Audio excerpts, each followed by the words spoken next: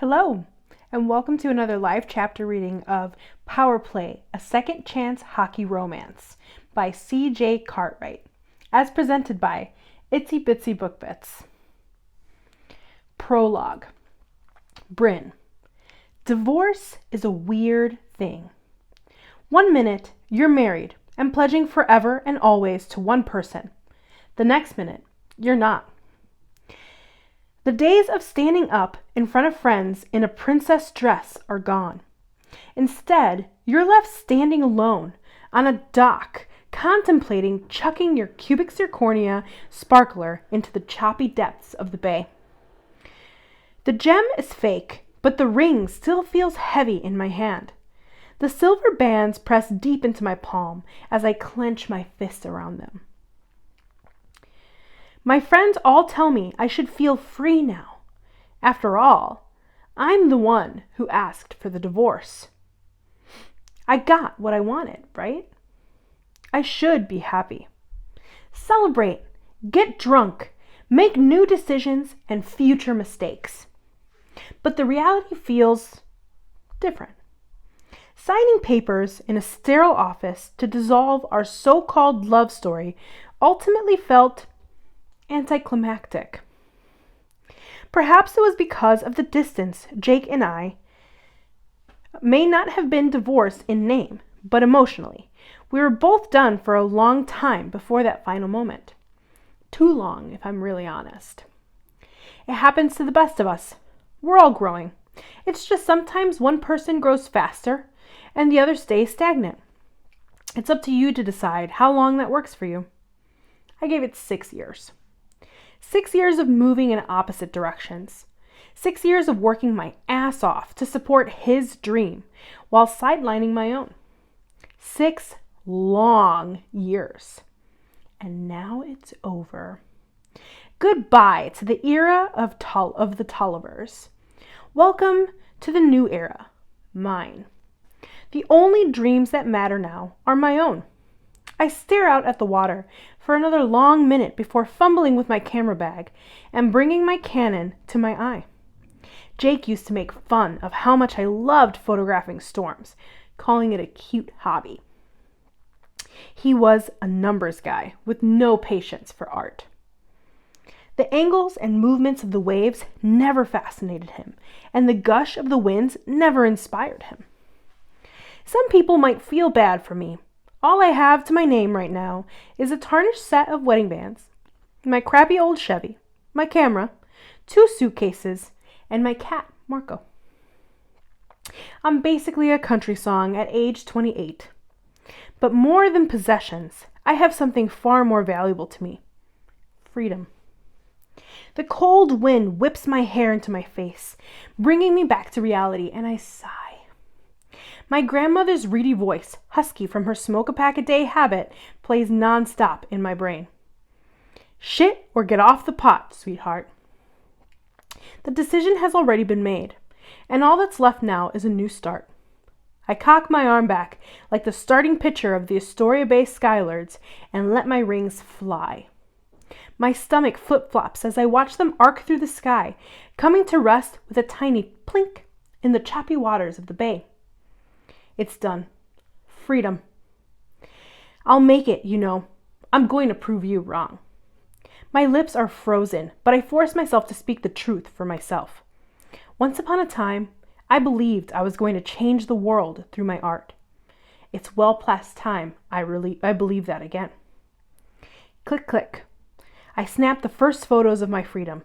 It's appropriate that it's a storm that welcomes me to my new life as Brynn Mackintosh, fine art photographer. Chapter 1. Brynn.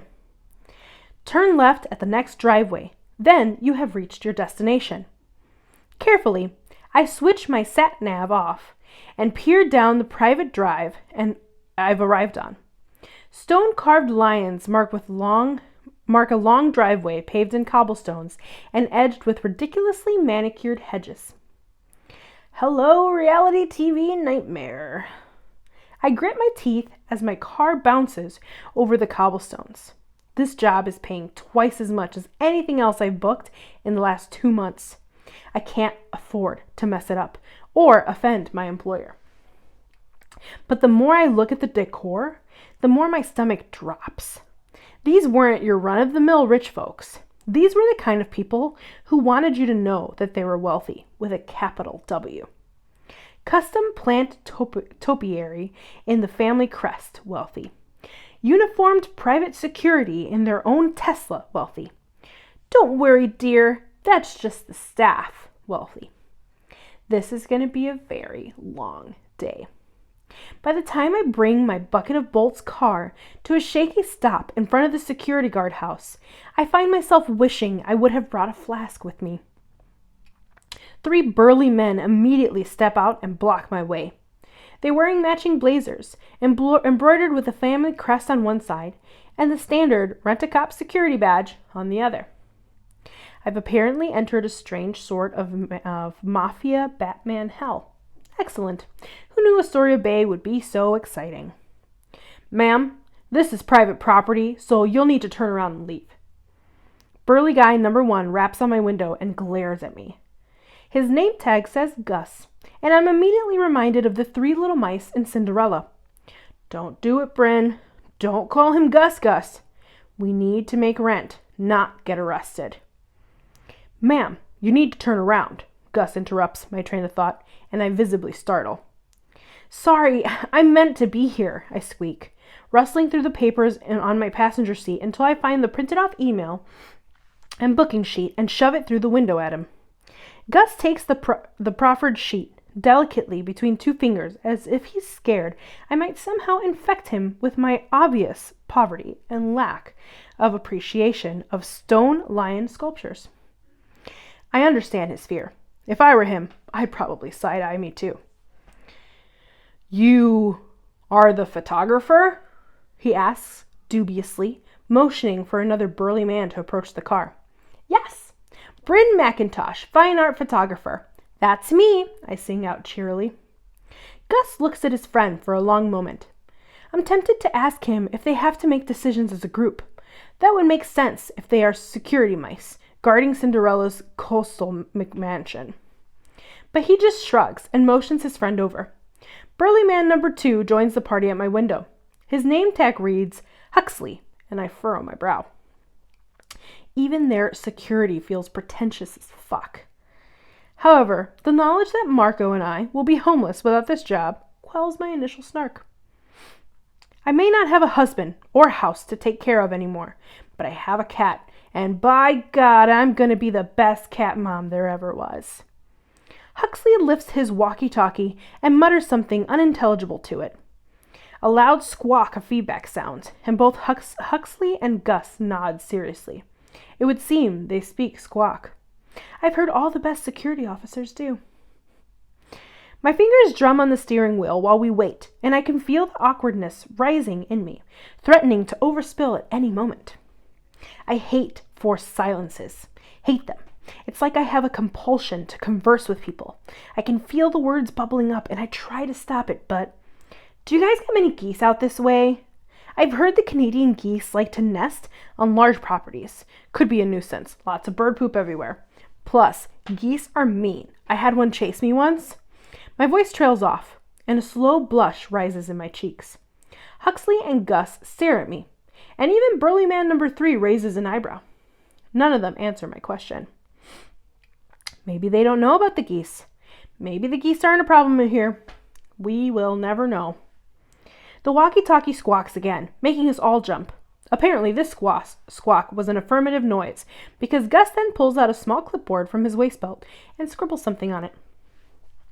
Follow the driveway past the main house and down toward the lake.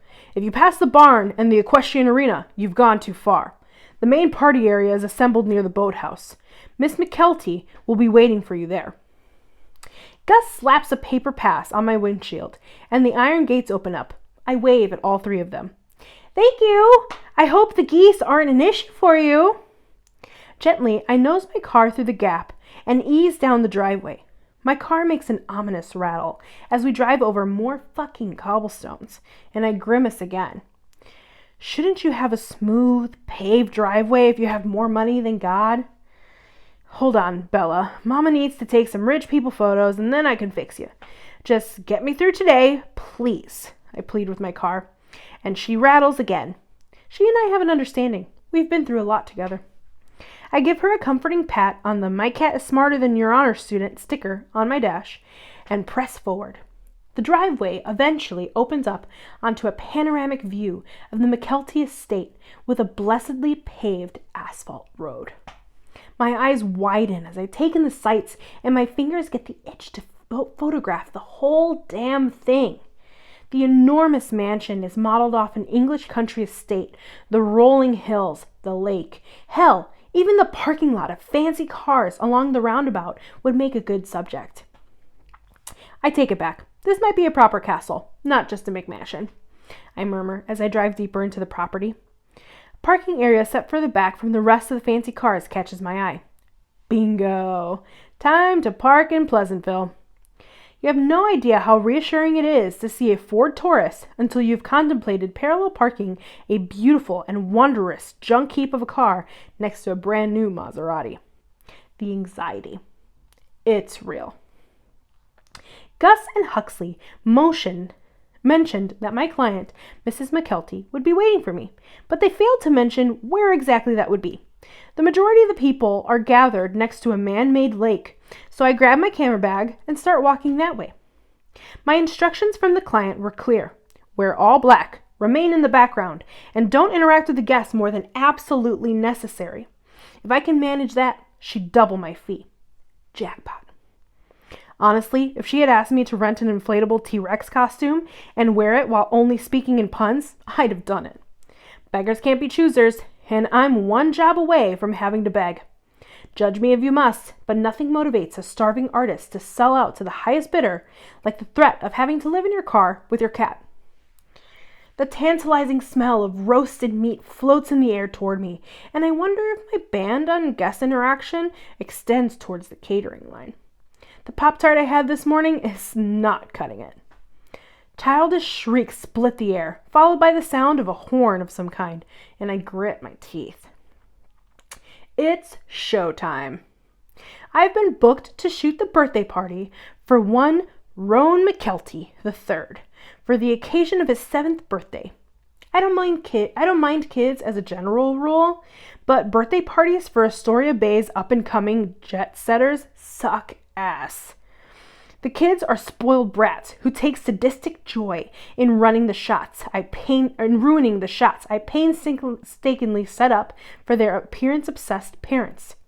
Moms determined to outdo each other, and dads with roving eyes, the nannies who are run ragged to make it all happen.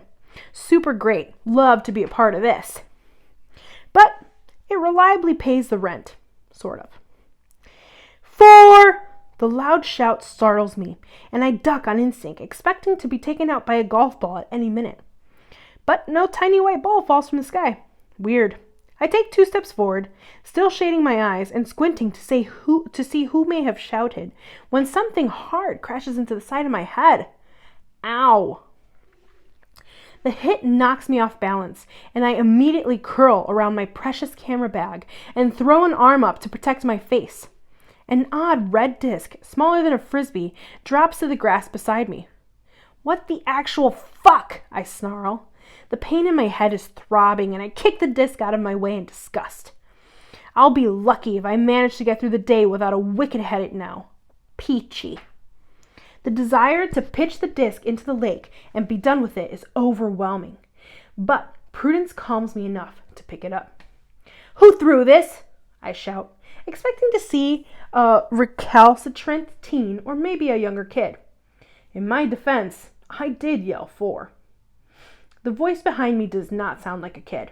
Nope, it sounds like pure masculine smugness. Sure enough, when I whirl around to face him, I crash smack into a very large, very broad chest. Hello. Easy there, you're liable to hurt yourself, the chest rumbles. The laughter in his tone immediately annoys me, and I shove away from him roughly. Your toy hit me in the head, I hiss, brushing the invisible wrinkles from my shirt and crossing my hands in front of my chest. What if it had been a kid, Be more careful, why don't you? The man is silent for so long that I have to chance a look up at him or risk filling the silence with more random comments. Holy crab cakes! The man is a straight up 11 on a scale of 10. He's easily the most strikingly beautiful man I have ever seen in my life. He's tall, like twirl your finger in your hair tall, and gazes up adoringly at the sculpted Adonis